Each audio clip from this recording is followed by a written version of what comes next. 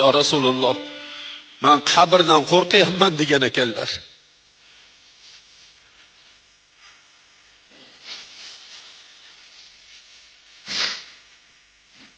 Qabrdan qo'rqyapman ey Allohning Rasuli. Sizdan bitta iltimosim bor. Sizga birinchi oyatlar nozil bo'lgan paytda ustingizga kiygan to'ningizni menga kafan qilsangiz degan ekanlar.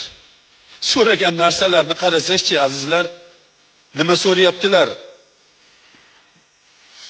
Bo'ldi, Hadisha shu to'nimni sizga kafan qilaman deb to'nlarni olib kelib oldi, xursand bo'ldilar, vafot topdilar, yuvdilar, tepalarda turdilar. Kafanlayotgan paytlarida o'sha to'nlarni kafan qilayotgan paytda Jabroil alayhissalatu vassalom kelib, ey Allohning rasuli, sizga Alloh salom etdi va aytdiki, Hadishani kafani bizdan deb aytdi.